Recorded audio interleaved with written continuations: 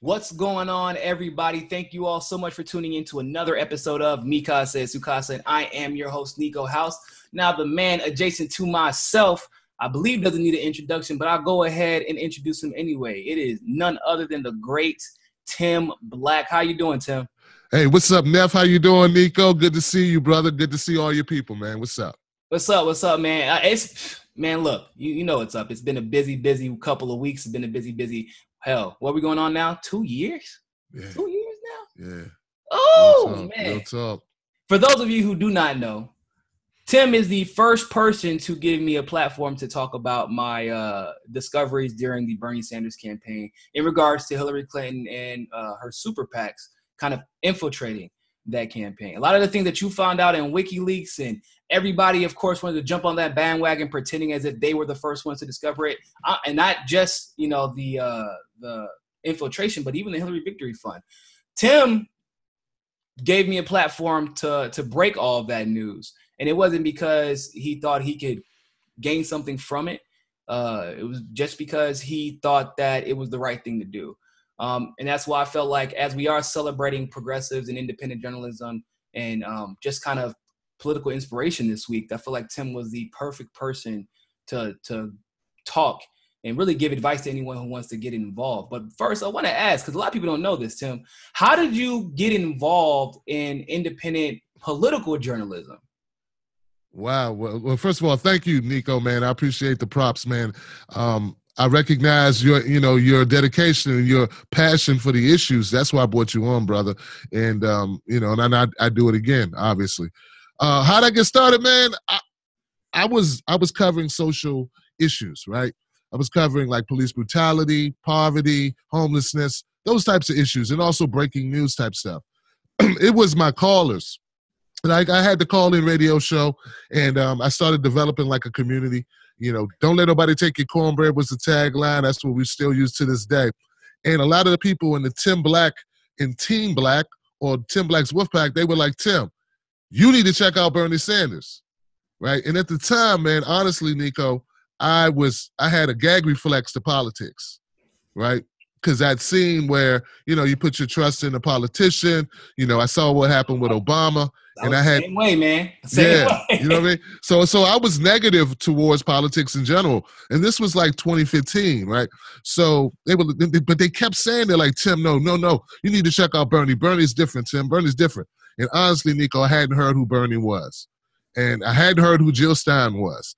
So I dug into Bernie Sanders. I started paying attention. I looked at his track record, bruh. And that's what got me interested in Bernie. It was also that, not only just my interest in Bernie, but it also was the realization, bro, that if we want big things to happen, big changes to occur, you got to use politics. Yeah. Like, there's no way around it. If you're going to keep complaining about issues in your community or in your city or your state, you got to go through the political legislation process in order to get things done. That's just what it is. Our problems are too big for one person or for even a group of people to think they can get it done without some form of politics. Even if you start a co-op, a food co-op, there's going to be politics in that, like getting people to spread the word. It's going to be a grassroots political effort. So at the very least, you're going to need at least local politics. That's what got me started. I didn't choose it because I thought it was hot. I didn't talk about it because I thought, this is how I'm going to gain notoriety. It's actually the total opposite. It wasn't hot. There you go. There you go, dude. People always like one of the misconceptions is they think that politics is a way in.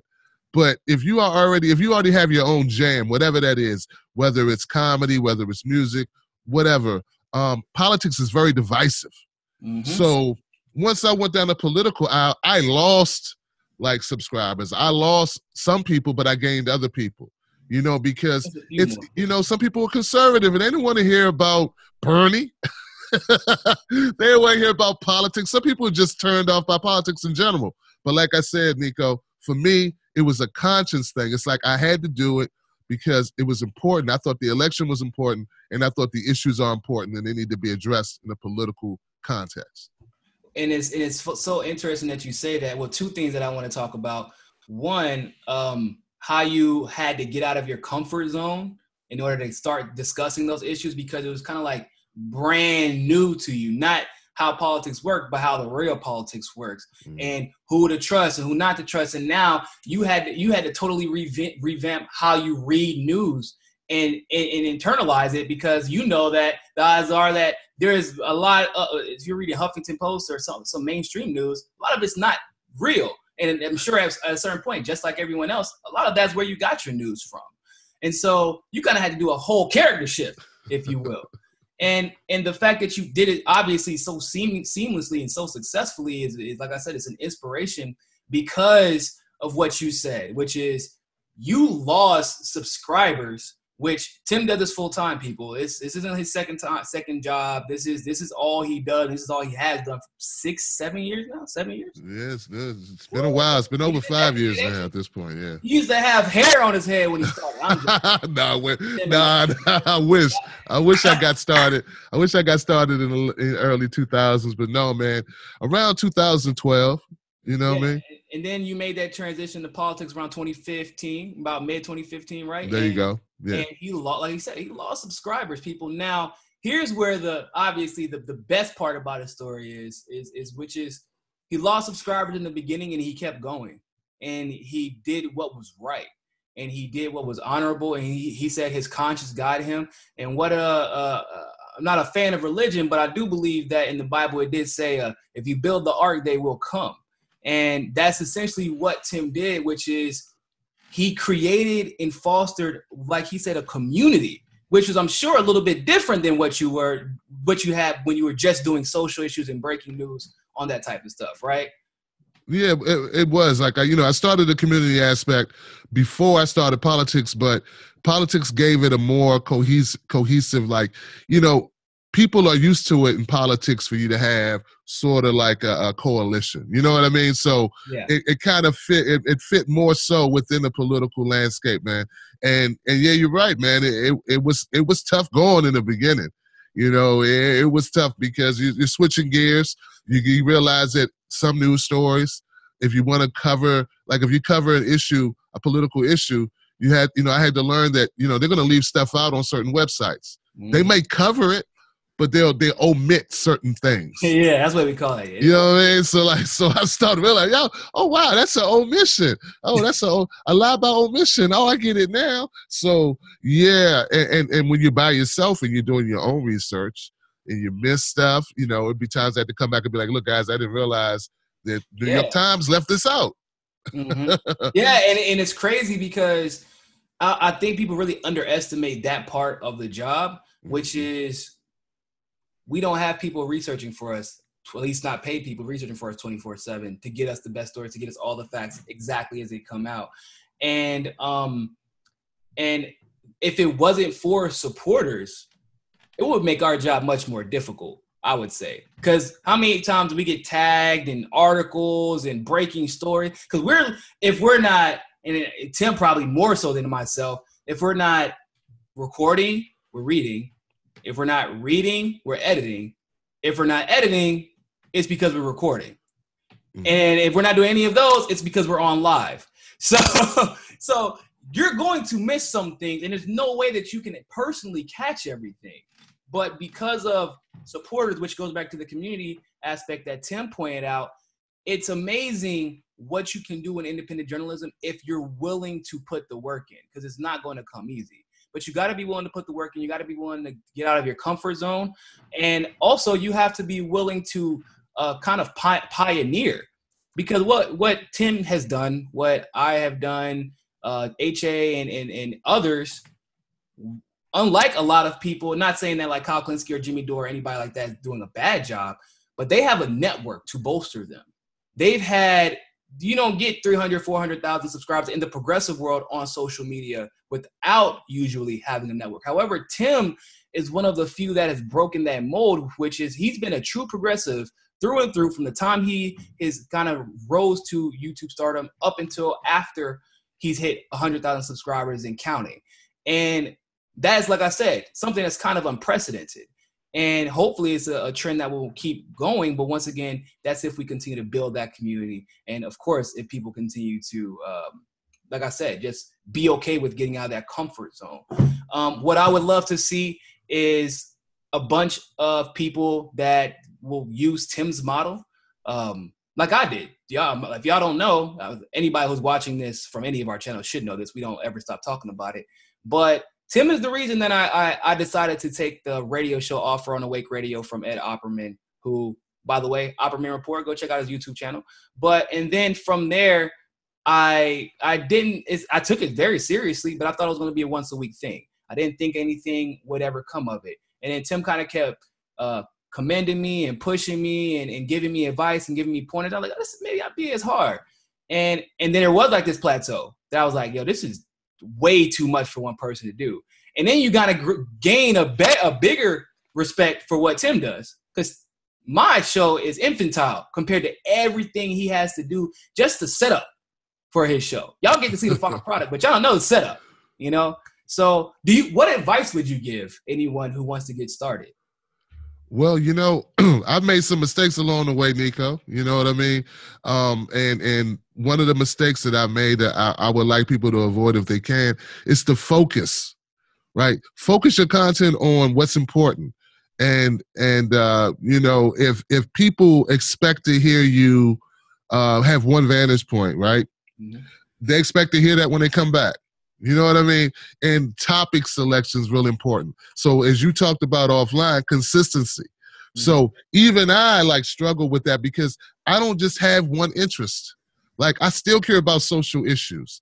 I still care about, you know, breaking news. I'm not just a political person. As I stated, yeah. I came into this covering other things. As you know, Niko, I'm a big fan of comedy. I'm now a performing stand-up comedian. So I enjoy that too. But what does my audience enjoy? So you have to make sure that you focus, and you have to stick with it long enough to gain traction, particularly if you're using YouTube. If you're using YouTube, Niko will tell you, man, the way that you beat that algorithm is you have to be consistent, and the people have to keep coming back, and they have to be okay. I expect this from Niko, right? And that's what works, man. So that's one thing, man. Be focused, be consistent. Don't quit. Do not quit. There are a lot of tools out there. I'll give you a couple tools. One is Morning Fame. A lot of people don't know about that tool. It's a very good tool. Morning Fame, TubeBuddy's another tool. These are just methods in order to use search. Morning Fame is it teaches you about keywords that you would use in order to get the most search. So you come up in, because. So what you're telling me is you out here giving everybody else the gold. You ain't telling me about this, I just started it this week. Oh, okay. Yeah, Look, Morning Fame is so hot. It really is gold. You know what I'm saying? Yeah. But you know, it's about keyword selection. It's about coming up in search results. And frankly, I'll let you know how it goes in a month from now. And that's how much time you have to give something to really know if it's going to work. If you give something a week, that's not long enough, you know? And these are sort of the mistakes I was making. Like, I do something for a week and then I'd be like, okay, what's happening?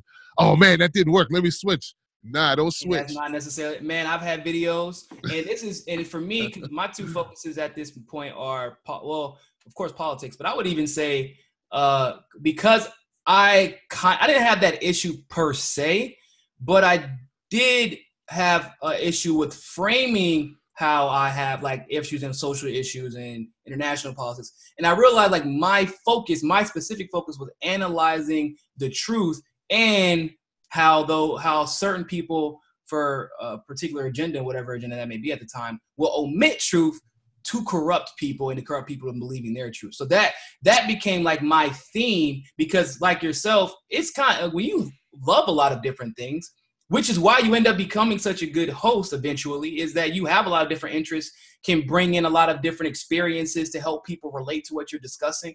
And then you want to talk about everything, and you can't do that.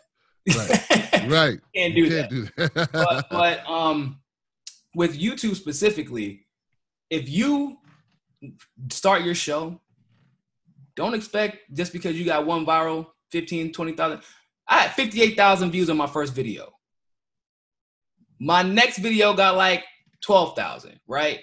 But it's because of what was hot at the time. It was because of what was being talked about at the time. And then, of course, once I kind of got into the rhythm of things, I was happy to get 200 views, you know, because that's how you still have to put your work in. Just because someone liked your video the first time doesn't mean that they like you, which I think and that's a conversation that me and Tim have had on a lot of different occasions.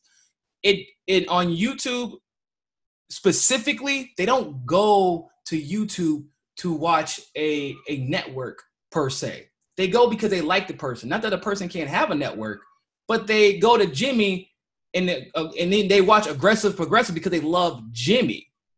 Jimmy outperforms consistently Sam Cedar, even though Sam Cedar has the MSNBC on his resume, because they love Jimmy. So they may have even subscribed to Sam Cedar because they like they like MSNBC and they trust quote unquote MSNBC. But we're going back to watch Jimmy every single day because we love Jimmy, even if he's repeating. So because it's like having a conversation with your friend. How often do you repeat the same shit over and over again when you talk to your friend?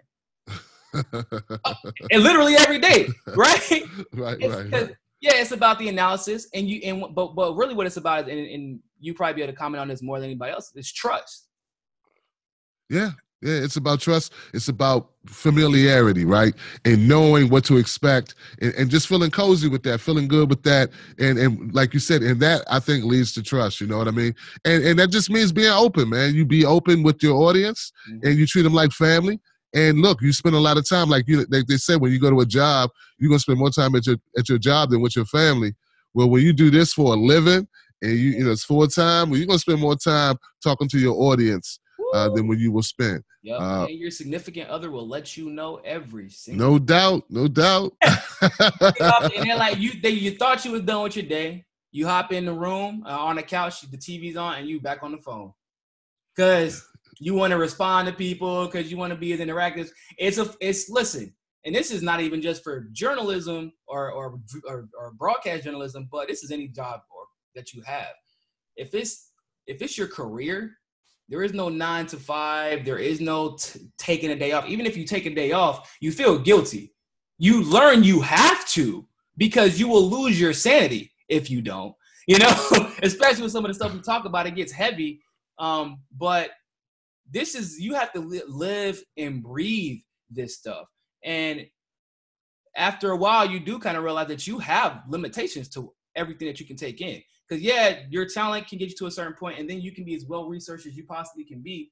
But that's when you have to do what Tim said, which is focus. What's your focus going to be? Because I love international politics, but I can't read hours and hours and hours of international politics every day like I used to, because that's not my focus. You know, my focus is exposure. And so I have to touch a bunch of different topics, get as much as I can, and then try to analyze that in the simplest way possible for my viewers. Where Tim does a very good job of doing the same thing, except for he even has people come on. If he can't, which is something which is awesome, by the way, and I think probably had a lot to do with why you've been so successful, is he's had people from all walks of the political spectrum come on his show and break things down in ways that maybe some of his followers didn't vibe with a person before, or even understand how he was conveying it. But when he brings someone else on to convey it, they're like, you know what, if you're going to keep doing that, then I'll have you on. Or I'll keep coming back. So that's dope. So speaking of politics, what the hell? What's going on, man? What's going on with this Russiagate? And I thought we doing farming now? Is that what we're doing? We're convicting clickbait farmers? The farming industry is already hurting as it is. I don't think we should be right. Clickbait farmers. How do you feel about that as someone who was, one of the most involved in all of the Facebook groups, whether it be directly or indirectly, because your stuff was always shared and you were always just kind of added as an admin on like a Facebook group, even if you didn't ask for it. How do you feel about the recent information that's come out? Man, like I said in a recent video, brother, you know, if Facebook ads were able to swing an election, man, we really have a sad country, man. It's like unreasonable to even have that thought, man. So what you're saying is that people ran ads. First of all, during the elections, dude, we were getting so much traffic. We were getting more traffic than the Russians got, and we weren't running ads. So that's the first thing. These are ads. It's not shares. It's not, oh, these people are very popular. They were influential. They had influences like Niko or Jimmy or Kyle or HA or whatever. No, these are unknown people that we didn't know, probably with a couple of them with false identities. Mm-hmm. They had to buy ads in order to get exposure. Folks like Niko, folks like me, folks like Anomaly, we didn't buy ads. So that's the first thing that really stuck out is like, these are ads we're talking about. The second thing is, even if the Russians said negative things about Hillary Clinton, they also said negative things about Trump. They said negative things about all the candidates. Most people, I find, have not read the actual indictment, and they don't know that these people were going at everyone. The Facebook... Ted Cruz. Yeah, Ted Cruz. The Facebook ad vice president for Facebook ads, he said that the majority of the ads ran after the election. Yep. I actually did you did a thing on that? Yeah. Most people don't know that, man. And no, and he was like, we actually said this, but once again, what do you say about omission?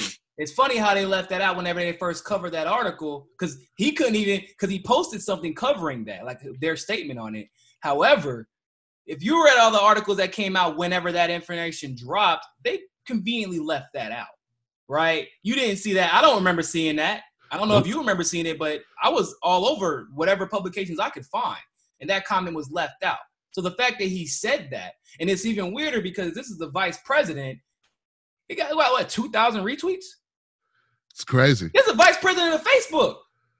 Yeah, and if it wasn't for him making that statement, making that tweet, and then also linking me to the actual, it's on Facebook, the actual, I guess you would say, press release where they actually explain all the findings from the congressional hearings that they attended and the information they gave Congress, you will see, it's right there in black and white. Also, he said, for a fact, Niko, for a fact, that the Russians weren't trying to help one individual candidate. They were just trying to sow this word discord. They were trying to create chaos. They were just throwing stuff against the wall. So, yeah, man, I'm also real suspect of these people who think for some reason some unknown Russian people had more influence than Beyonce and Jay-Z and every reverend in the black community.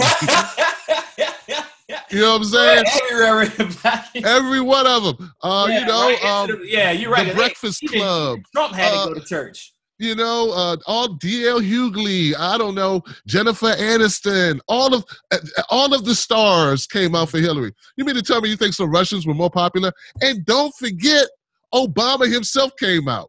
Yeah. Obama was out there. What was he doing, Niko? Well, he was campaigning and he was bucking on my watch. That's what my brother would say. Is whenever you on my time, but you spending my money and you on the damn campaign trail for Hillary Clinton. Yeah. And it's crazy because if this wasn't as much as such a controversial candidate, we don't have to talk about what she did. We know what she did. But if she wasn't a controversial candidate, it may not have been that big of a deal. Because people would have saw it as being in the interest of the polity. But this, especially considering who she was up against. But it wasn't like a Bernie Sanders or even a damn what's his name from back in the day. The guy who, like Ross Perot and Al Gore, like those are kind of like non-controversial candidates.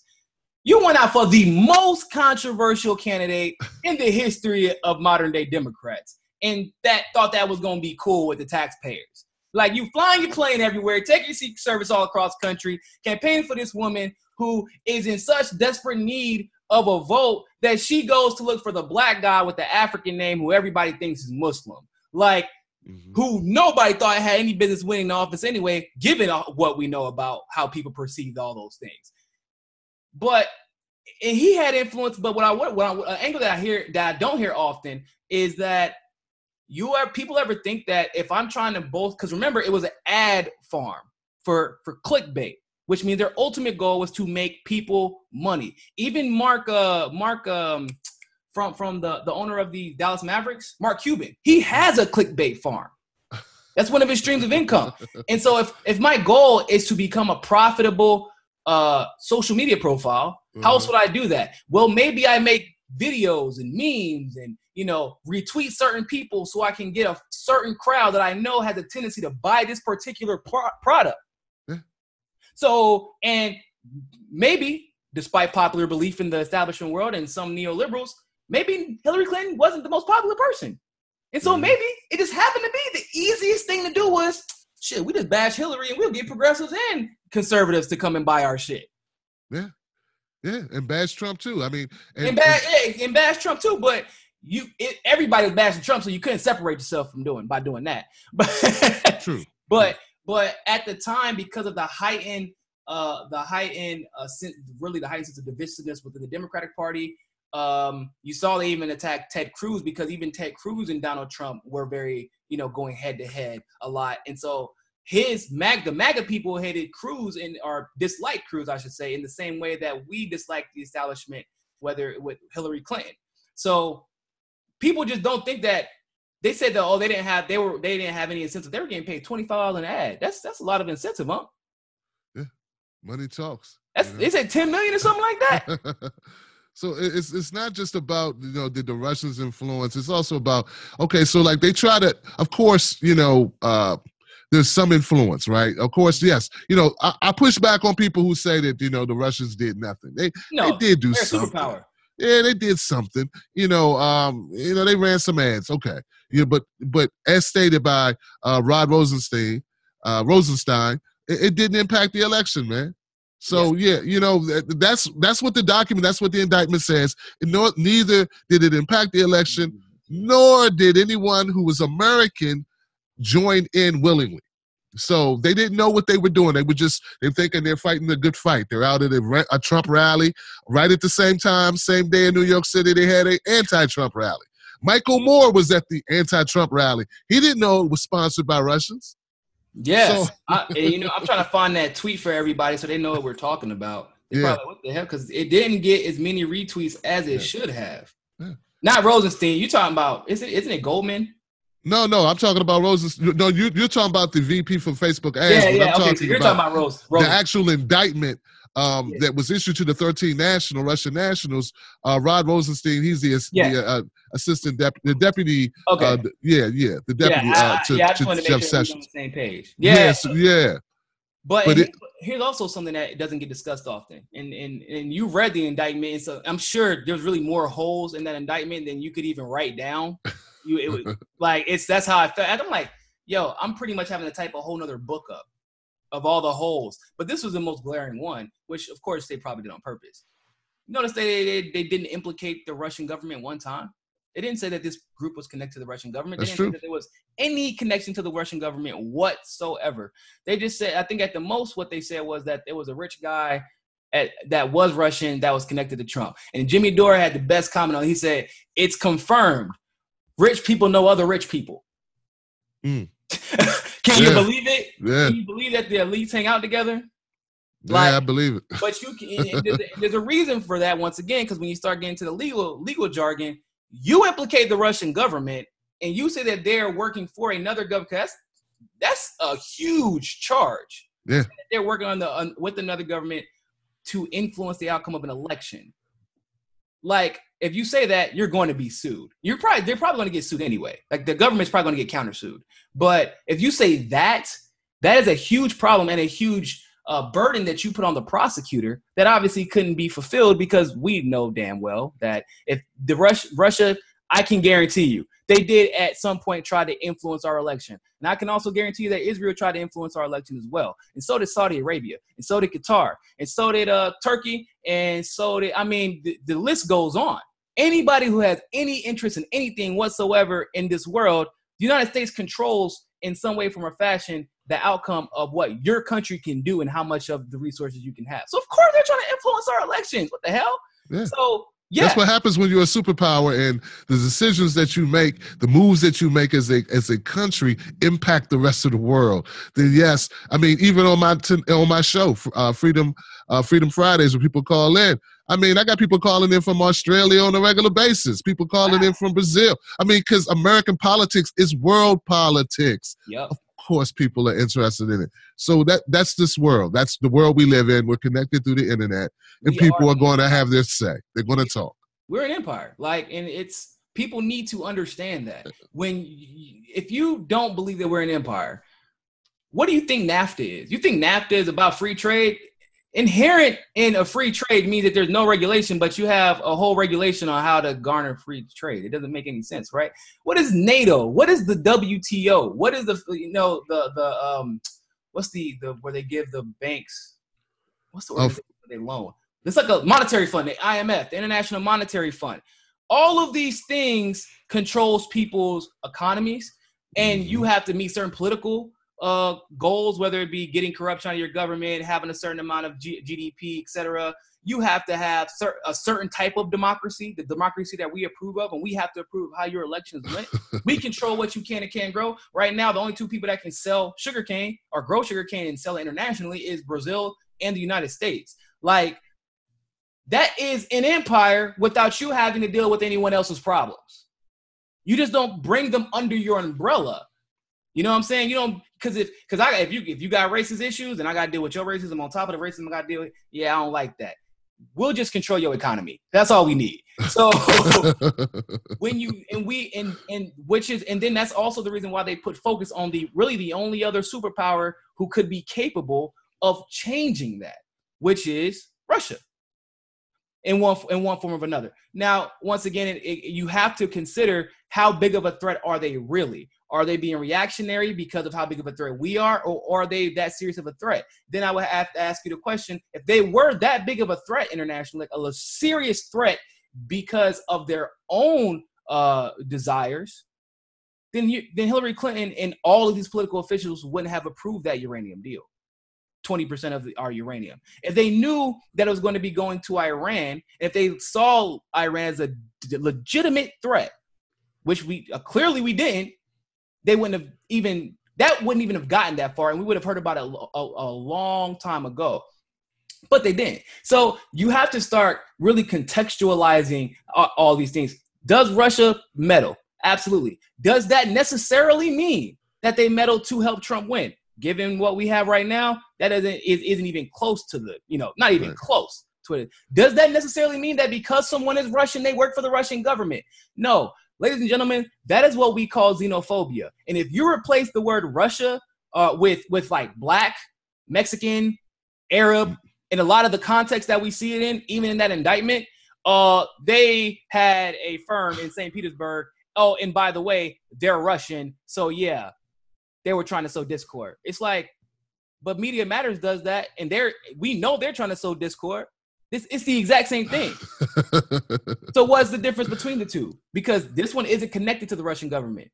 Russia's having a tech boom right now, which is why they got selected to do this. Like, if you replace Russian with any of the other like notable, marginalized, like offensive terms, the world will be having a fit, but it's this level of xenophobia and fear. And the only time you have to incite that much fear, absent of truth, is when you're trying to get people to believe something and use that fear to control people.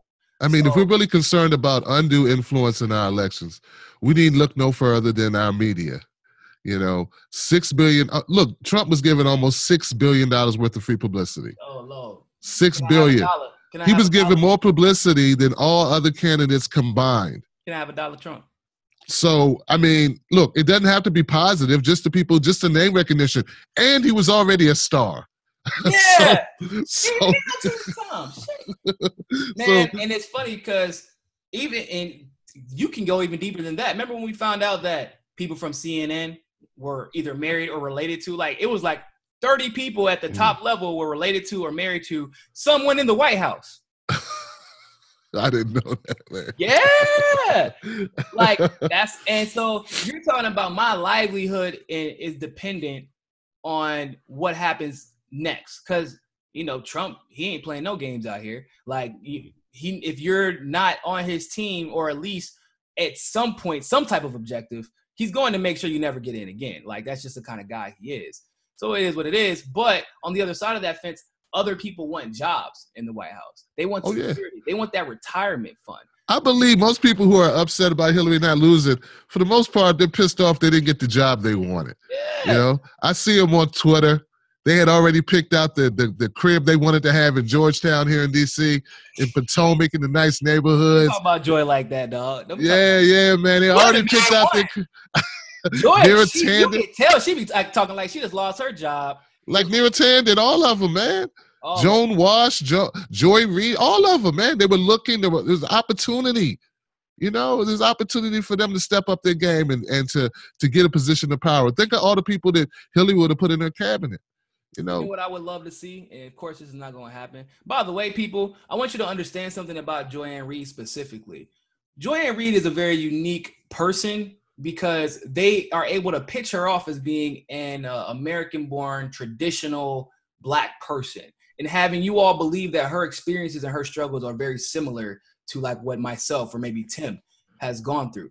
Joy-Ann Reid is African. If you don't know, this is an education for you.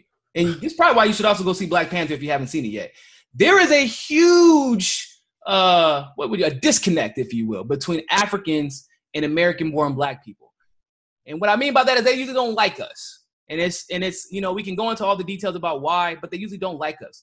If you've ever been to a university, they usually hang out with the not Black kids. Like this to be usually Latinos actually who they hang out with, but the not Black kids, like traditionally Black kids. And it's because our experiences are so different that it's hard for us to become friends in that type of setting. And so once again, your mindset is different if you're poor Black, and then if you're African and you're here, usually you came into some type of money or you already had money, and that's how you got here. So there's a class separation. And so by the time you get to a Joy-Ann Reid, she has so much apathy for what she is actually doing to the Black community because she's never actually had to deal with what the average Black person would have to deal with like daily. Of course, she's Black, so she still gets it, I'm sure. But she didn't have to go to an inner city school because like generations of her family were held back from ever being successful, two generations ago. She could come here, her family did well, and she elevates straight into a position where, hey, do what we want to, we'll make sure you stay comfortable. Okay, shit, I don't know them like that. They ain't even invite me to the barbecue. And she talks about, she uses her African roots all the time, especially like, remember the shithole comments? She was so upset about it. My family is from those African countries, and she's right. But she also feeds into the idea that Africa is just this poor third world continent. And that is not the case at all. Once again, y'all should go see Black Panther. They talk about all this stuff. It's addressed, all of that stuff. How they have to pretend, they have to stay in the shadows sometimes because they're worried about how the West will come in and try to steal their resources. I wonder why they would think something like that. How they are a richer country than what they're perceived to be, having both gold and diamonds, which is obviously hot commodities in the Western world. How they have huge cities, extremely intelligent people. They are great when it comes to democracy. Even if they're in a poor region, they still are pretty self-sufficient, which is why they've usually seen no need to change. But Joy-Ann Reid pushes the stigma or further the stigma that, Africa's a poor country who needs us to come to their defense all the time. No, if you were to be honest, which is that they're the same continent as every other continent. There's poor areas, there's rich areas. The only difference is we try to silence anything to do with Africa because of our personal interest there. And that was another example of that because she rarely, if ever, talks about her background unless she can use it for political favor. Yeah, it's political games, man. When I was in Salt Lake City, recently did a show. I've been doing these tours with Lee Camp. And people told me, Tim, when you go to Salt Lake City, man, you're not going to see any Black people. Just be prepared. There ain't going to be no Black people in Salt Lake City. When I came off the airplane, I caught a cab. My cab driver was a Black guy. So I'm in the cab. I'm like, my brother, hey, what's up, my brother? See, I knew there was Black people in Salt Lake City. And my cab driver turned around and he said, my brother, I am not Black. I am African. I am here on studies. He said, I'm not Black, I'm African? That's what he told me, man. Now, we had a good conversation on the way up, but he recognizes there's a difference between being a Black person in America, descendant of slaves, born in America, and being from being from Africa, the continent, a country within Africa, and then coming to America to go to school. There's a big difference. Huge difference. It's what's one of the most powerful lines of that movie, which this isn't really a spoiler, but it's when Killmonger sees his dad and he's like, I wanted to take you, why can't we go back to Wakanda? And he said, I was worried that if you tried to go back, that they would say you were lost. as in you're not one of them, because that's something that is prominent in the Black community. People always say, go back to Africa. We're like, that's not our home. We don't have anything in common with most Africans. And it's not anything wrong with that. If they welcomed us and they weren't being constantly ransacked by the United States, a lot of us would probably consider it. Don't get it twisted. But the truth of the matter is, their experiences are uniquely and diametrically different than anything that we've experienced. Their values are different. That's crazy talk. Yeah, that's crazy talk to talk about going back to Africa. Like, go visit Africa. But, you know, I'm like, shit. Generations and generations of Black folks in America have put their blood in this ground. You know, they have helped build this country. Everything great that you love about it, we pretty much had a direct hand creating it. Whether UNC, the first public school in the country, those bricks laid down the whole entire sidewalk, and it's one of the biggest, most beautiful campuses in the country. It's number one in the country, actually, as far they won for landscaping. Those bricks were put in there by African Americans, by slaves. Same thing about the White House. Come on, you know. Yeah, I mean, why would you leave? Why would you not? What you want is to be respected in the country that you helped build. That's all you want. And you can even say the same thing for Mexicans now. How many these beautiful skyscrapers, revolutionary buildings that we have been seeing, in condominiums that we've been seeing, they help build the new era of real estate in this country.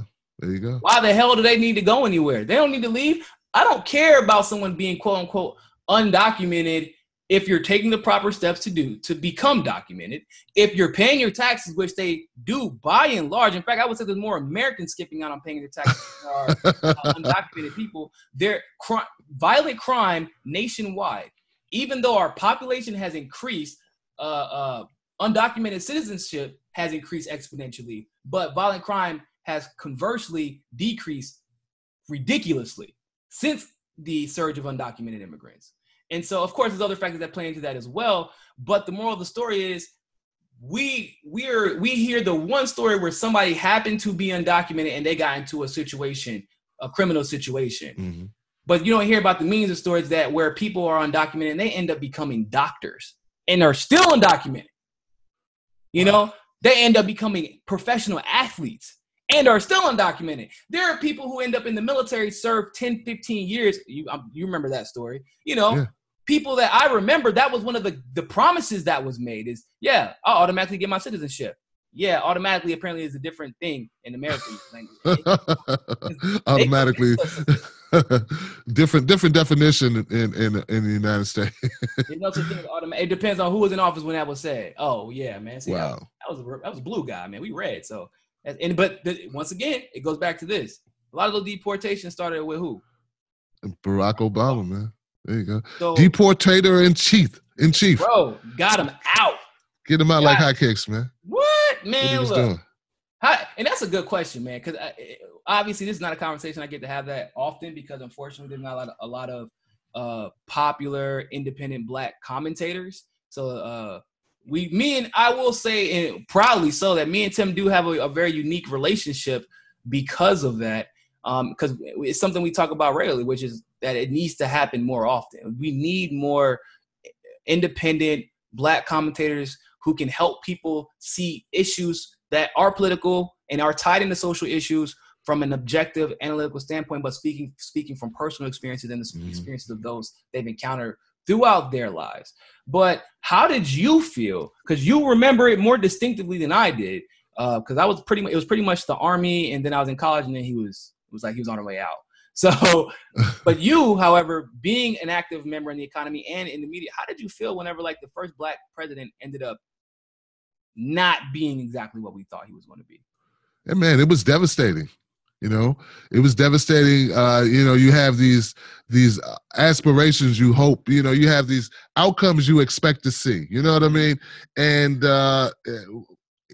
even more hurtful than Obama, gearing up for more war. When he came in the office, we were in war in 2 places. By the time he left, we were in war in 7 different places. The drone strikes increased dramatically. He dropped more bombs than any other president. He dropped more bombs in his first year than Bush dropped his entire presidency. Even though all those things, the deportations, he set record highs, even all of that aside, it was the people who was so blinded by the rhetoric and the swag and the coolness that really bothered me, man. It's like, look, let's see if we can get something done with student debt. Let's see if we can get something done with education.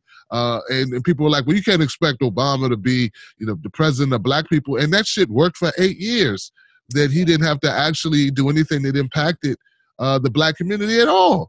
And that's not even account all the other people that felt that way about him bailing out the banks, and he didn't hold anybody accountable. And people were pissed on both sides of the aisle. Yeah, dude. We had no problem with the bailout. We were like, look, if we gotta, first of all, if you make sure it doesn't happen again, which they didn't do, we had no problem helping to pay for that. Because that would mean, if that means 200, 300,000, 400,000 jobs get saved, absolutely. Take $15 more out of my paycheck, whatever. The problem was you didn't hold anybody accountable, and you didn't put any mechanisms in place to make sure that it didn't happen again, which is like, okay, maybe it's because you're new to this, but let's go ahead and see what you do. And then it was downhill from there. I'm a firm believer, people, that when somebody looks like you, especially in a situation like with Barack Obama, I learned my lesson. I was young, and luckily I learned at a young age. You have to hold those people accountable, because they have the hopes of millions on their shoulders. And with that hope on their shoulders, they become a product that can be marketed in a particular way, whether it be financially or, in Barack Obama's case, politically. That's why they were so successful converting black voters for Hillary in the primary, other than the fact that she stole votes. But because they used the fact you did not hear how much she invoked Barack Obama's name. She hates him. They hate each other. But yeah, I love what Barack Obama has done with the Affordable Health Care Act. He can't do everything by himself. Republicans were obstructing Barack Obama every step of the way. I'm like, you didn't care about any of this stuff until you realize how popular he was. And his popularity had a lot to do with the fact that he was black and swaggy. And I have no issue with that. My issue was, for examples, do you know that we've been running CIA operations in Somalia? That started when Barack Obama was president and are continuing. But my aunt, she loves Barack, bless her. So, old people, they ain't changing their minds for especially not for their nephew. She loved me to death. She believes everything I said. I'm her nephew. So, and they don't change their minds. But I was like, Aunt, you can't just love this guy because he's black and not hold him accountable. We have a greater responsibility, because he embarrassing us. We don't get a lot of opportunity. You seen the NBA. You mess up as an NBA coach, you got about 2 average seasons and you out.